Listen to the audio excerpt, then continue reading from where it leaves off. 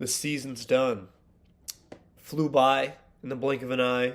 I apologize if I sound a little stuffy.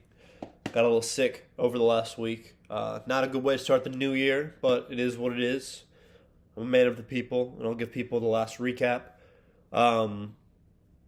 Chris, in his first year back since his inaugural year, takes down Caleb. Final score 144 to 123. Did not end up being close. Jameer Gibbs had 26 on Thursday, but didn't matter. I'll get into the recap, but let's hear from our champion and our runner-up first. We'll start with our runner-up, Caleb. You sent me the video first, so you get to be first in the video. What happened? Guys, another season in the books. Came up a little short this year. Really proud of my guys, really proud of how they fought. A lot of guys grew into some really big roles that weren't necessarily expected and fought down to the bitter end. Unfortunately, just wasn't quite enough. All the credit in the world to Team Gluminati. Very talented team, really well coached, really well managed. They were an absolute wagon all year. Very, very deserving champions. Very well done. All the credit in the world to those guys. Prime example of that, Jonathan Taylor, I know started the year with us. I traded him at one point for Cooper Kupp. I know he bounced around for a little bit, and then he ended up outscoring Cooper Kupp, I think, by 20 points in the championship match. So it just shows a lot of really good insight on their part. Yeah, just can't really say enough about those guys over there. Really, really strong team. Also, on behalf of the entire league, would love to give a huge shout out to Commish, Jared Levin. You do so much work for us, and we all tune in every week for the videos, and it is so much fun. I'm in another league, and it's nowhere near the same vibe, the same level of energy, the same banter going back and forth in the group chat. The recaps, the predictions, like it's all great. I love the opportunity to come in, and because I love listening to myself talk, so I get to submit videos every once in a while. That's great. I appreciate you guys listening to me all the time. But yeah, really, it was a blast all year. I'm excited for the playoffs, the actual playoffs. But yeah, I mean, it was a great fantasy season, and I can't wait to run it back. Looking forward to the Steel Punishment as well. I'm definitely going to be tuned in for that. Caleb, all class as always. The JT trade fiasco debacle, I'm sure, has come back to haunt you. Cooper Kupp with probably the worst fantasy performance after a really solid year. 0 and then 3 and then 5 over the last 3 weeks. So really bad. And then obviously JT having 27 on you in the championship. That for sure is a bummer. We'll talk more about Chris's side of the matchup in a little bit, but Caleb comes up just short after scoring 150, 160 every week for the playoffs. His team kind of falls off a cliff, large in part due to Tua going down and Akane's value taking a very large hit there. Let's do Chris's video, and I will say, Caleb, thank you for the thank you. I texted you individually after watching your video, appreciating it, but I do appreciate you saying that. It's a pleasure doing all this stuff for you guys. I know Lexi definitely gets annoyed that I spend an hour doing these videos every Wednesday during the season, and she's sure happy to have me back, but I'm happy to do it for everyone. I'm glad you guys get some enjoyment out of it. Chris, champion, the floor is yours. Doesn't matter you're a few days late. We're on your schedule. You can do what you want. What do you have to say? Good evening, club ball fantasy losers. I'm sorry it took me a second to record this video. I did not quite have the mental capacity yesterday to sit down and record my thoughts. But I come to you guys January 2nd, just kind of want to extend the season, you know. I come to you guys today as the 2024 champion.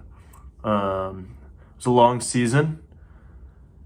It was a fun season, very fun season. And in the end, I'm very glad that I got it done. After all the fraud comments at the beginning of the season, going into the playoffs with the bye, I think there was like 3 weeks where no game mattered, and I tried to stay focused, and I was really scared that in the semifinals I was going to go down immediately.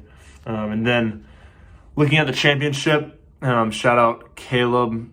I know Levin had predicted Caleb to win the championship matchup, and honestly, going in, I did not have too much hope. It coming down to Gibbs on a Monday night before the weekend had started, I was like, it's not going to be good.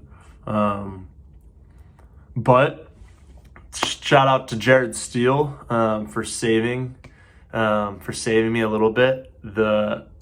Without those trade conversations and him trying to stay out of the last place punishment, which did not work, he blessed me with Jonathan Taylor, who, you know, I was hesitant to trade Kyron, but after the Titans and Giants, seeing those were the weeks 16 and 17 matchups, and JT definitely performed with his 2 best performances of the season. But really the savior was Lamar. I think any starting quarterback would have done fine, but if Jalen Hurts had gone down and I didn't have a backup quarterback, I know in another league, my friend lost. He had Jalen Hurts and ended up starting Drake May in the championship and lost by like 3 points. So that'll do it. So thanks, Steele, for giving me those that option, and that really clutched out.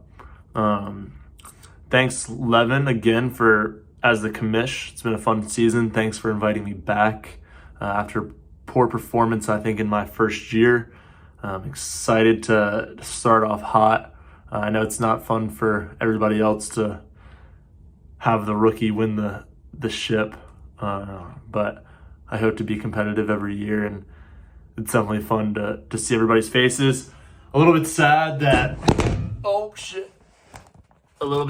this is the end of the road, but hopefully, you know, maybe Levin, we can get like anytime, maybe after the NFL draft, some benchmarks in the season, we can get a video or keep the chat going. So glad to be back. Glad to have collected a little bit of income over the holiday season. Thanks everybody for participating. Thanks, Levin. Shout out Jamar Chase. I'm sure Levin will go through the matchup, but you know, I think Jamar was the clear fantasy MVP. I could talk about my matchup more, but just want to say thank y'all. Thank Jared, and Happy New Year. See y'all next season. Yes, 144, 123. Congratulations again. The trade you made with Steele at the end definitely saved your season. Lamar with 29, Jonathan Taylor with 27. Jalen obviously didn't play due to injury. Kyron, I don't even know how many points he had this last week. He had 16, so an extra 11 points that you would have gotten had you had Kyron. Lamar with 29. I don't really know how the waiver QBs looked, but if you would have played Drake May, it would have been an L. Just like your buddy who lost in the championship before. That was a 30-point swing, assuming you played Drake May, 9 versus 29, 16 versus 27. So he made the move, won him a championship. 144 is solid. I will say before I dive into the matchup that everyone should be thankful that Ben did not get into the championship. Caleb beat him in the first round when they both scored over 150. But Ben scored 160 last week and then 189 this championship weekend. So the only reason I know that is because I was playing against him the last 2 weeks. So obviously I didn't make any claims, but just seeing how much he beat me by the last 2 weeks, I'm ready for a new team. Ben's team looked like a buzzsaw these last few weeks. So it was a good thing for Chris that he lost in the first round. For this matchup here, like I said, 144, 123, Lamar 29, JT with 27. Those were his 2 highest scores. Jamar, 19 points, which honestly I played against him in my other championship, which I did win, by the way. Thanks for asking. And for him to only have 19 points felt like a victory coming out of that game. Definitely the fantasy MVP, like Chris said. He ended as the wide receiver 1, and that was after a slow start of 12-7. He's really probably the only guy who can give you that 40, 50-point game where he can boom at any instance. JJ is awesome, and he's definitely consistent, but Jamar's explosiveness was enough for what I would say is the fantasy MVP this year. JSN disappointed on Thursday night. Zay Flowers was pretty disappointed. He did win All-Pro. Some are saying he shouldn't have won it over BTJ.